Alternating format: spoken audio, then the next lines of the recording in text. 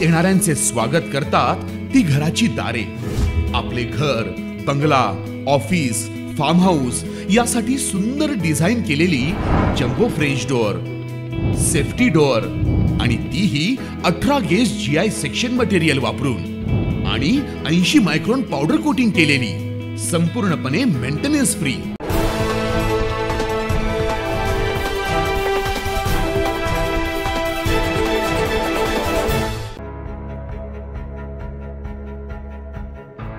आता गोरगरीब रुग्णांना मोफत तसेच सवलतीच्या दरात उच्च दर्जाच्या आरोग्य सेवा उपलब्ध होणार आहे। रुग्णांसाठी उपमुख्यमंत्री वैद्यकीय सहायता हेल्पलाईनचं उद्घाटन नुकतंच करण्यात आलंय। उपमुख्यमंत्री वैद्यकीय मदत कक्ष धर्मादाय रुग्ण योजनेसाठीची ऑनलाईन प्रणाली आणि रुग्णांकरता उपमुख्यमंत्री वैद्यकीय सहायता हेल्पलाईन कक्षाच्या उद्घाटनासोबतच धर्मादाय रुग्ण योजनेच्या अंमलबजावणीकरता ऑनलाईन प्रणाली, रुग्णांकरता 24 तास हेल्पलाईन सुविधा, धर्मादाय आयुक्त कार्यालयातील कागदपत्रे स्कॅनिंग आणि डिजिटायझेशन या उपक्रमाचे उद्घाटन उपमुख्यमंत्री देवेंद्र फडणवीस यांच्या हस्ते करण्यात आले।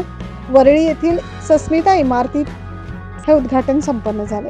यावेळी विधी व न्याय विभागाचे प्रधान सचिव उदय शुक्ल, धर्मादाय आयुक्त अमोक कलोती, राज्यस्तरीय विशेष वैद्यकीय मदत कक्ष प्रमुख रामेश्वर नाईक, पद्मश्री डॉक्टर तातासाहेब लहाने, उपमुख्यमंत्री महोदयांचे सचिव डॉक्टर श्रीकर परदेशी यांच्या उपस्थितीत झाले।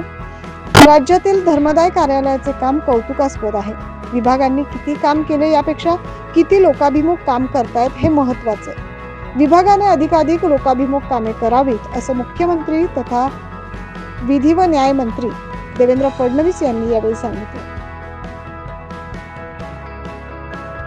राज्यात धर्मादाय अंतर्गत सुमारे 668 रुग्णालये नोंदणीकृत असून त्यामधील सुमारे 12,000 बेड्स हे निर्धन आणि दुर्बल घटकातील रुग्णांकरता उपलब्ध आहे। यामध्ये Kokilaben, NN Reliance, Bai Jerbai Wadia, doctor Balabhai Nanavati hospital, Breach Candy hospital, the Bombay hospital, Dinanath Mangeshkar रुग्णालय, DY Patil hospital, KM hospital, Sahyadri hospital, Sancheti hospital, Jehangir hospital इत्यादी मोठ्या रुग्णालयांचा देखील समावेश आहे। त्यामुळे आता गोरगरीब रुग्णांना देखील मोफत तसेच सवलतीच्या दरात उच्च दर्जाच्या रुग्णसेवा उपलब्ध असणार आहे। Bureau report 9 news Maharashtra.